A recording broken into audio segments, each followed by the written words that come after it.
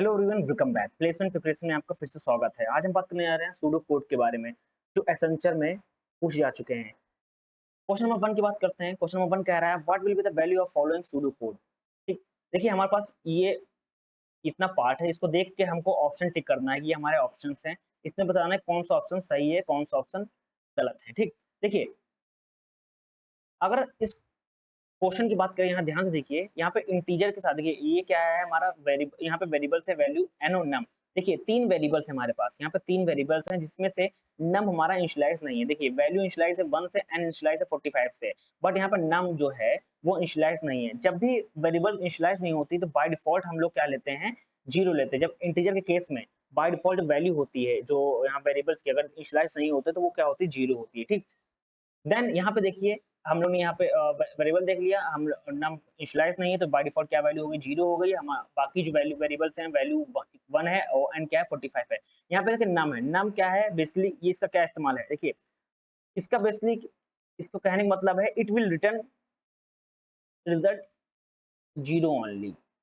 ठीक, ये क्या रिजल्ट रिजल्ट करेगा, क्या रिजल्ट देगा, ये 0 ओनली देगा।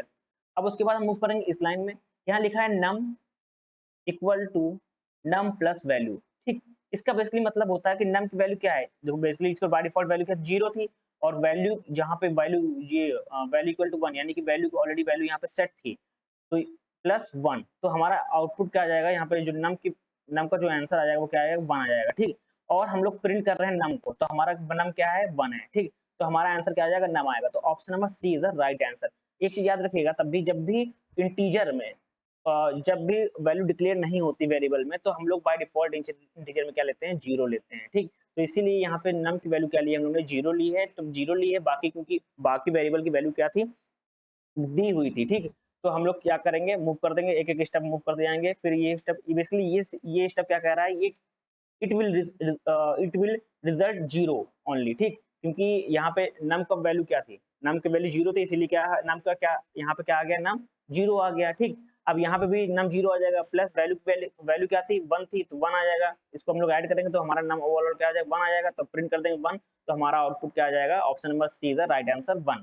ठीक, नाउ मूव करते हैं क्वेश्चन नंबर 2 की ओर। क्वेश्चन नंबर 2 क्या कह रहा है, देखिए what will the value of following pseudo code. ठीक, हमारे पास ये प्रोग्राम है और ये हमारा क्या है, ऑप्शन है। आपको ऑप्शन बताना कौन सा ऑप्शन ट्रू है। ठीक, नाउ यहाँ पे देखिए इंटीजर एक्स और वाई है, यानी कि 2 इंटीजर हैं। ठीक, x is starting with the 1। ठीक है, एक्स क्या कर रहा है, स्टार्ट हो रहा है 1 से। इनसाइड लूप के अंदर देखिए एक्स कहाँ से स्टार्ट हो रहा है, 1 से। ठीक, और एक्स वेरी कर रहा है कहाँ से कहाँ तक, 1 से लेकर 11 तक वेरी करेगा। ठीक, नाउ अब यहाँ पे देखिए, अगर हम लोग इस लूप को मान लीजिए इजी फॉर्मूला में लिखें, अगर इस तरह भी लूप को लिख सकते हैं ना, for x equal to 1, x less than equal to 11 और एक्स प्लस प्लस, इसी लूप को हम लोग इस तरह भी लिख सकते हैं।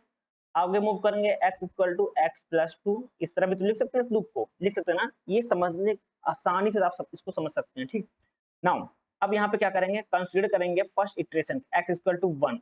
एक्स इक्वल टू 1 से पहला इटरेशन क्या होगा, एक्स इक्वल टू 1 होगा। ठीक, और ये कहाँ चेक करेगा, कंडीशन कंडीशन चेक करेगा कि कंडीशन इज ट्रू और फॉल्स। ठीक, now x less than equal to 11, हाँ condition is true, it will ये क्या करेगा, जब कंडीशन ट्रू हो गई तो क्या मूव कर जाएगा, लूप के अंदर मूव कर जाएगा। ठीक, लूप के अंदर आ जाएगा। देन यहाँ पे क्या है, x क्या था, x equal to x plus 2 था। ठीक, अब ये क्या हो जाएगा, बेसिकली x 1 था तो 1 प्लस 2 क्या हो जाएगा, 3 हो जाएगा। तो x की वैल्यू कितनी हो जाएगी, 3 हो गई। ठीक, x की वैल्यू क्या हो गई, 3 हो गई, x की वैल्यू 3 हो गई ना basically. then again it will go to the update the x value, it will become 4। यहाँ पे x क्या हो जाएगा, 4 हो जाएगा। फिर जब x 4 हो जाएगा फिर ये चेक करेगा कंडीशन, कंडीशन ट्रू हो गई, कंडीशन जब ट्रू हो गई फिर ये मूव करके आ जाएगा। तो बेसिकली ये क्या करेगा, इंक्रीमेंट करेगा बाय 3। x की वैल्यू कितना इंक्रीमेंट हो रही है, बाय 3 इंक्रीमेंट हो रही है। ठीक, यहाँ पे देखिए x की वैल्यू 3 आ गई और बेसिकली क्या हो रही है, 3 इंक्रीमेंट हो रही है। ठीक, अगर हम ये बात करें, ठीक, ये हर time each iteration x value is increment by 3। ठीक, तो यहाँ पे फिर से अगर मूव करेंगे तो हमारा क्या आएगा, 4 प्लस 3 इक्वल टू 7 आ जाएगा। ठीक, और ये हमेशा मूव करता जाएगा। ठीक, तो ये तब तक मूव करता जाएगा तब तक ये कंडीशन फॉल्स ना हो जाए, जो कंडीशन है फॉल्स ना हो जाए। ठीक, अगर ये हर बार 3 इंक्रीमेंट कर रहा है तो x विल भी क्या हो जाएगा हमारा 13 हो जाएगा यहाँ पे, तो ये कंडीशन क्या हो जाएगी बेसिकली फॉल्स हो जाएगी। जब ये कंडीशन फॉल्स हो जाएगी, आपको ये बताना है बेसिकली कि कंडीशन कब ये फॉल्स होगी, एक्स प्रिंट करना है, तो एक्स कब तक चलेगा, कब ये चलेगा 13 तक चलेगा। जब वैल्यू 13 आएगी तब ये कंडीशन क्या हो जाएगी, फॉल्स हो जाएगी। तो हमारा option number D is the right answer. ठीक, आपको समझ में आ गया। एक चीज याद रखिएगा, x इक्वल टू 1 है, ठीक, 1 यहाँ पे चेक करके कंडीशन ट्रू हो जाएगी। जब कंडीशन ट्रू हो जाएगी यहाँ पे आएगा 1 प्लस 2 इक्वल टू क्या होगा, 3 हो जाएगा। x 3 होगा तो x हर बार क्या होगा, 3 बार इंक्रीमेंट करेगा, हर बार 3 इंक्रीमेंट करेगा, तो यहाँ पे 4 हो जाएगा। यहाँ पे आप क्या होगा बेसिकली 4 प्लस 3 होगा, ये 7 हो जाएगा, फिर इंक्रीमेंट करेगा, ठीक, फिर इंक्रीमेंट करेगा, ये हमारा 10 हो जाएगा, 7 से 10 हो जाएगा, फिर इंक्रीमेंट करेगा 13 हो जाएगा, लास्ट टाइम में 13 होगा, तो यहाँ पे कंडीशन क्या हो जाएगी, ये वाली condition x equal to less than equal to 11 वाली कंडीशन क्या हो जाएगी, फॉल्स हो जाएगी। जब ये फॉल्स हो जाएगी तो हमारा लास्ट टाइम x क्या था, 13 था, तो हमारा आंसर क्या हो जाएगा, 13 ही हमारा आंसर राइट हो जाएगा, यानी कि option number D is the right answer. Move करते हैं नेक्स्ट क्वेश्चन को, क्वेश्चन नंबर 3 की ओर। अब इस क्वेश्चन को पढ़ते हैं, ये क्वेश्चन बहुत ही इंपॉर्टेंट है।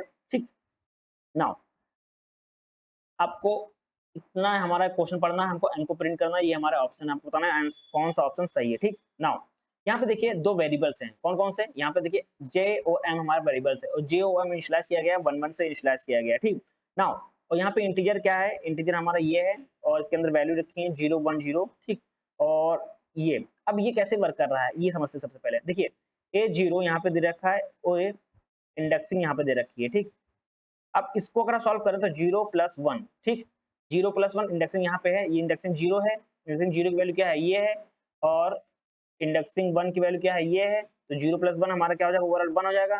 तो ओवरऑल इसकी वैल्यू हमारे पास क्या आ गई, 1 आ गई। ठीक, इसकी वैल्यू 1 हो गई। अब मूव करेंगे इसमें, अगर इसको सॉल्व करेंगे तो क्या आएगा, यहाँ पे देखिए इंडेक्स 1 की वैल्यू कितनी है, 1 है, इंडेक्स 2 की वैल्यू कितनी है, 0 है, प्लस 0, तो ओवरऑल इसकी वैल्यू कितनी आ गई, इसकी वैल्यू आ गई हमारे पास 1 आ गई। ठीक, नाउ अब इस कंडीशन मूव करेंगे, ये कंडीशन क्या कह रहा है, इंडेक्स ऑफ 2, 2 की इंडेक्स वैल्यू कितनी है, 1 है, 1 प्लस इंडेक्स ऑफ 0 वैल्यू कितनी है, 0 है, तो ये हमारी आंसर कितना आ गया, इस इंडेक्स का A2 का हमारा आ गया 1। तो यानी कि हमारे पास दो इनका रिजल्ट, यानी कि A0 की वैल्यू कितनी आ गई, 1, A इसकी वैल्यू आ गई हमारे पास 1, और इसकी भी वैल्यू हमारे पास आ गई 1, यानी कि तीनों की वैल्यू हमारे पास क्या आ गई, 1 आ गई। नाउ अब यहाँ पे मूव करेंगे, क्या कह रहा है, if A index result is true, अगर ट्रू है, हाँ बेसिकली ट्रू है, तो हम लोग क्या करेंगे, ये चीज, ये कंडीशन क्या है, ये कंडीशन कह रहा है A J equal to A I which is assigned as a 5। अब एज अ 5 असाइन कर रहा है। ठीक, ये बेसिकली क्या कह रहा है, which is assigned as a 5।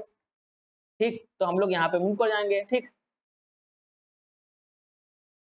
यहाँ पे जब मूव कर गए हैं तो देखिए m प्लस एजे की वैल्यू क्या थी, अभी मैंने कहा था एजे की बेसिकली क्या मतलब क्या कर रहा है, ये 5, ये which is assign as a 5, मैंने अभी बताया ना, ये जो कंडीशन क्या है बेसिकली एजे इक्वल टू 5, यानी कि जो लूप है विच इज जो वैल्यू है which is assign as a 5 है, तो m की वैल्यू ऑलरेडी हम यहाँ पे गिवन थी, क्या थी, स्टार्टिंग में 1 गिवन थी, तो हम लोग यहाँ पे बेसिकली इसको क्या मतलब है, m equal to m plus A J. ठीक, m की वैल्यू ऑलरेडी ऊपर दी गई थी, यहाँ पे देखिए सेट 1 थी तो 1 लिख देंगे, प्लस एजी की वैल्यू क्या थी, बेसिकली आसान की गई थी 5 से, यहाँ पे देखिए 5 से आसान की गई थी, तो ये आ जाएगा 5 आ जाएगा। तो हम लोग क्या करेंगे, इसको ऐड कर देंगे, 1 प्लस 5, ये हमारा क्या आ जाएगा, 6 आ जाएगा। तो एम की वैल्यू कितनी आ गई, 6 आ गई। 6 से आने के बाद हम लोग ने एम को प्रिंट कर दिया, एम को प्रिंट करेंगे तो हमारा आंसर क्या आएगा, 6 आएगा। तो हमारा कौन सा आंसर सही होगा, option number 6 the right answer, option number C is the right answer, option C क्या है, 6 है आंसर, तो हमारा 6 ही हमारा क्या हो जाएगा, करेक्ट आंसर हो जाएगा। बेसिकली जो खेल है, ओवरऑल खेल है, वो यहाँ का है। ठीक, ये चेक करेंगे क्योंकि ये चेक किए, ये बेसिकली हम लोग चेक किए, ओवरऑल सबका रिजल्ट क्या आ रहा है, 1 आ रहा है, यानी कि ये ट्रू है, तो ये कंडीशन हमारी ट्रू हो गई। तो एजे हमारा इक्वल टू 5 है, मतलब क्या है कि एज ये बेसिकली इक्वल ही है, ये हमारा आसान हुआ, ऐसा 5 को आसान हुआ, तो हम लोग यहाँ मूव कर गए, m प्लस एजे की वैल्यू हमको पता है 5 है, m की वैल्यू हमको पता है 1 है, तो हम दोनों को ऐड कर देंगे, हमारा m आ जाएगा, m को हम लोग क्या कर देंगे, यहाँ पे प्रिंट कर देंगे, m हमारा क्या आ जाएगा, 6 आ गया, हमारा यही आंसर है, और 6 इसमें ऑप्शन नंबर सी में है, 6, तो option number C is the right answer. Now move करते हैं क्वेश्चन नंबर 4 की ओर, लास्ट क्वेश्चन इस लास्ट क्वेश्चन इसका, तो क्वेश्चन क्या रहा है, what will be the value of following pseudo code for k equal to 150। ठीक, नाउ k इक्वल टू 150, ये क्वेश्चन क्या कह रहा है वो समझते हैं सबसे पहले। ठीक, ये हमारा ओवरऑल क्वेश्चन है। ठीक, यहाँ पे फंक्शन एंड हो गया, ये हमारा ऑप्शन है, आपको ऑप्शन बताना है कौन सा ऑप्शन ट्रू है। ठीक, नाउ अब इसको देखते हैं क्या इसमें कर रहे हैं। ठीक, देखिए सबसे पहले क्वेश्चन में क्या है, वैल्यू ऑफ के गिवन है हमको क्या 150, 150 हमको वैल्यू गिवन है, और चेक करेगा if the condition will be not be true until the value of k is not greater than 155। ठीक, इतना आपको समझ में आ गया। इनिशियलाइज क्या है यहाँ पे, देखो भाई फंक्शन में इंटीजर k है और यहाँ पे कंडीशन लगी हुई है, इसका मतलब क्या है, the value of k is 150 here if the condition will be not be true until the value of k is not greater than 155। So each time before it reach the recursive function, the print statement above the function call will be working and it will print 150। Basically क्या होगा, ये क्या करेगा, ये move करते जाएगा हर time, इस time ये क्या मूव कर जाएगा और ये प्रिंट करेगा स्टेटमेंट को। सबसे पहले जो प्रिंट करेगा वो 150 प्रिंट करेगा, ठीक है। 150 प्रिंट करने के बाद फिर प्रिंट करेगा 152 प्रिंट करेगा, ठीक, क्योंकि हमको यहाँ पे देखिए फंक्शन क्या है, ऐड होता जा रहा है, ठीक। 150 प्रिंट किया, देन मूव करेगा यहाँ पे, अब 155 152 प्रिंट किया, ठीक। नाउ 152 प्रिंट करने के बाद फिर प्रिंट करेगा 154 प्रिंट करेगा, ठीक, 154 प्रिंट करेगा। जब फिर से ये मूव करेगा, जब फिर से मूव करेगा तो हमारा क्या आ जाएगा 156 आएगा, क्योंकि हमारे फंक्शन में k+2 था, k+2 था, ये हमारे को 156 आएगा। अब यहाँ पे देखिए 156 आ गया, ध्यान देने वाली बात है, और कंडीशन क्या है यहाँ पे, k ग्रेटर देन 155। अब क्या हो गया, basically the value of k will be become 156 for which if the condition will be true then the onward recursion will be start returning। यानी कि ये कंडीशन क्या हो गया, ट्रू हो गया, ये कंडीशन क्या हो गई, ट्रू हो गई, क्योंकि k की वैल्यू 155 से ज्यादा हो गई। अब k की वैल्यू कितनी हो गई, k की वैल्यू हो गई 156, और कंडीशन में क्या है, 1 k की वैल्यू ग्रेटर देन 156, यानी कि ये कंडीशन ट्रू हो गई, यानी कि अब कंडीशन k की वैल्यू कितनी है 156 ग्रेटर देन किसके है 155 के, यानी कि कंडीशन जब ट्रू हो गई तो हम लोग रिटर्न कर देंगे। जब रिटर्न करेंगे ओवरऑल तो हमारा आउटपुट कितना ही प्रिंट होगा, ये आउटपुट हमारा प्रिंट होगा कौन सा 150, 152 और 154, और यही हमारा क्या हो जाएगा, आंसर हो जाएगा। और यही आंसर किसमें है, ऑप्शन, यही हमारा आंसर किसमें है, बेसिकली इसी को हम लोग क्या करेंगे, अब रिटर्न करेंगे। अब बेसिकली रिटर्न करेंगे कैसे, अब यहाँ तक ये हमारा आंसर हो गया अभी तक, बेसिकली अभी तक ये आंसर हो गया, ठीक। जब ये कंडीशन बिकम हो जाएगी, बन जाएगी, ठीक, तो फिर से ये क्या करेगा, मूव करना स्टार्ट होगा, रिटर्न करना स्टार्ट होगा, ठीक, इट विल स्टार्ट रिटर्निंग। अब जब रिटर्न होगा तो 154 तक गया था, ठीक, अब फिर से ये मूव करेगा, इसलिए फिर से जब मूव करेगा तो फिर 154, 152 और 150 तक ये मूव करेगा। जब फंक्शन को कॉल करेंगे, each value will be top of the stack so the at least k value then the k value the 54 is printed based on the print statement given below the function calls, so that it will be start printing 154, 152, 150। यानी कि अभी तक हमारा ये था, या फिर से हम लोग क्या करेंगे, फंक्शन को कॉल करेंगे, जब इस टाइम क्या होता है, each value will be top of the stack so that latest k value will be printed based on the print statement। जब हम लोग फिर से कॉल करेंगे उसके बेसिस पे, तो फिर से ये क्या करेगा, प्रिंट करने लगेगा। प्रिंट कहाँ से करेगा, 154 से प्रिंट करेगा, मूव करेगा इस डायरेक्शन में, तो हमारा 154, 152, 150 हमारा ही फिर से प्रिंट हो जाएगा। यानी कि हमारा ओवरऑल जो आंसर होगा 150, 152, 154, 154, ये यहाँ तक चलेगा, ये प्रिंट कर देगा यहाँ तक, ठीक। यहाँ तक तो ये प्रिंट कर दिया, उसके बाद फंक्शन को कॉल भी करेंगे ना। ये आप इतना समझिएगा कि अभी तक तो हम लोग यहाँ तक खेल रहे थे, ठीक। ये होने के बाद यहाँ पे जब प्रिंट कर रहा था तो हमारी जब वैल्यू लास्ट में आई थी 156 आ गई थी, ठीक। तो यहाँ तक वैल्यू प्रिंट हो गई थी 150, 152, 154, ठीक। नाउ लास्ट स्टेटमेंट यहाँ आ गया था 156, तो ये कंडीशन ट्रू हो गई थी। जब ट्रू हो गई थी, कंडीशन ट्रू हो गई, तो हम लोग क्या करेंगे, स्टार रिटर्निंग करेंगे। जब रिटर्न करेंगे तो हम फंक्शन को कॉल कर रहे हैं ना, तो फंक्शन कॉल करेंगे, फिर से कहाँ से स्टार्ट होगा, 154 से ये स्टेटमेंट को प्रिंट करने लगेगा, तो हम लोग 154, 152 और 150 प्रिंट होगा। तो यही हमारा ओवरऑल क्या आ जाएगा, आंसर हो जाएगा। यानी कि option number B is the right answer. अब फिर से समझा दें इसको, कंफ्यूज मत रहिएगा। देखिए ये के है, ठीक है, और के की वैल्यू क्या आती है, ये कंडीशन फॉल्स थी, ठीक।